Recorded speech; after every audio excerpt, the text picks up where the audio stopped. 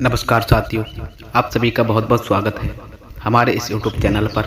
तो प्रिय दोस्तों, कौन सा वह श्राप है जिसके कारण स्त्रियां गर्भवती हो जाती हैं दोस्तों, और केवल व केवल दोस्तों महिलाओं के ही स्त्रियों को ही क्यों गर्भवती हो जाना पड़ता है। और दोस्तों ऐसे भी कौन से कार्य हैं जो एक पतिव्रता स्त्री के लिए दोस्तों भूलकर भी अपने जीवन में भी अपनाने नहीं चाहिए। तभी दोस्तों एक समय की बात है जब भगवान श्री विष्णु पृथ्वीलोक पर भ्रमण कर रहे थे।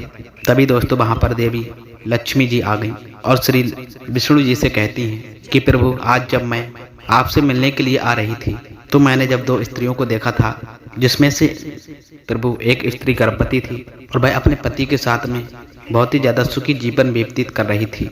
वहीं दूसरी स्त्री निसंतान होकर अपने पति के साथ में वह बहुत ही ज्यादा दुखी जीवन जी रही थी। और इसको देखकर के प्रभु मेरे मन में दो प्रश्न उठ रहे हैं और मैं चाहती हूँ प्रभु कि आप मेरे यह दोनों प्रश्नों का उत्तर बताएं।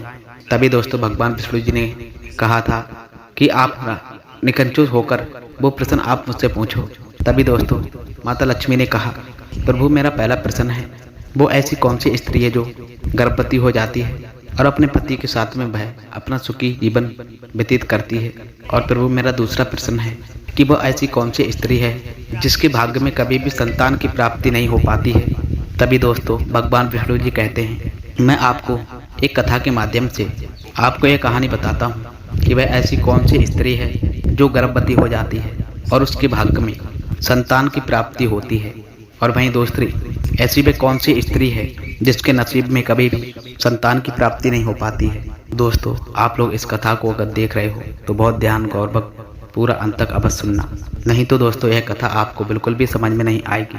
तभी दोस्तों देवी लक्ष्मी कहती हैं, प्रभु आप ये कथा बताइए, मैं अपने मन और ध्यान लगाकर सुनूंगी। तो दोस्तों कहानी बताते हुए भगवान श्री विष्णु कहते हैं कि हे राधे, हे लक्ष्मी, कि वैदिक काल में हजारों महर्षि परमपिता और महाब्रह्मा जी द्वारा और वीर उनके तेज से उत्पन्न हुए थे, और उन्हीं में से देवी कुछ मुनियों के तेज से दिव्यों का जन्म हुआ था।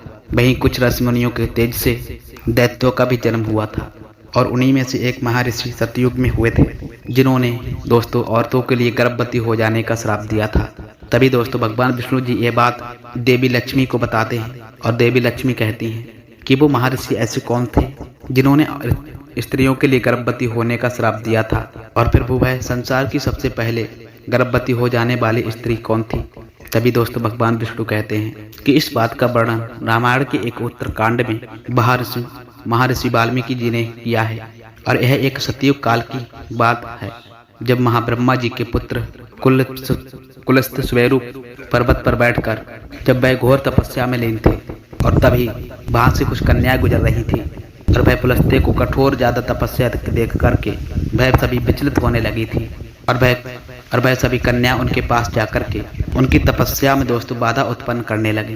तभी वह तपस्या कर रहे पुलस्त्य जी ने क्रोध में गुस्से में आकर के उन सबको सभी कन्याओं को वह श्राप दिया कि जब वह कन्या जो भी उनके समक्ष आएगी वह कन्या गर्भवती बन जाएगी। और वहीं पर मौजूद दोस्तों सभी वे कन्याएं कुलस्थ जी की यह बात जानकर सुनकर वे वहां से लौट गईं। लेकिन दोस्तों वहीं एक कन्या के लिए उनके इस श्राप के बारे में बिल्कुल भी नहीं पता था।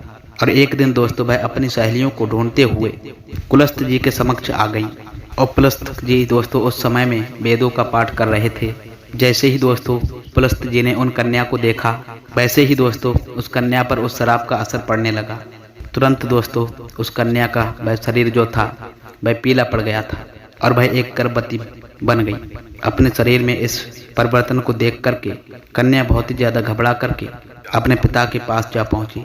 दोस्तों उस पिता ने अपनी कन्या की ऐसी हालत देखकर उसके पिता दोस्तों बहुत ही ज्यादा क्रोधित और दुखी हुए, और वह दोस्तों अपनी उस कन्या को लेकर के पुलस्त्य के पास पहुंचे और उनसे कहा कि हे मुनीश्वर, कि मेरी पुत्री अनजाने में आपके समक्ष आ गई थी, किंतु यह आपके श्राप के कारण आज वह संसार की यह एक पहली स्त्री है जो एक गर्भवती बनी है।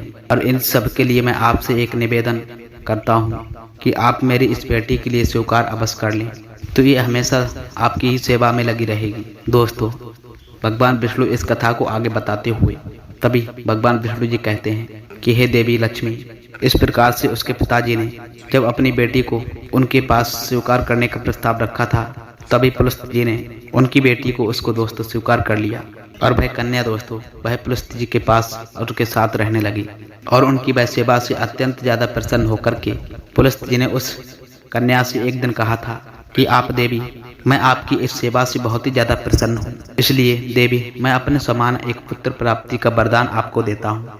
जिस समय में आप मेरे पास आई थी उस समय में देवी मैं वेदों का पाठ कर रहा था, इसलिए आपका पुत्र वेदों का ज्ञान देने वाला विष्पक के नाम से जाना जाएगा।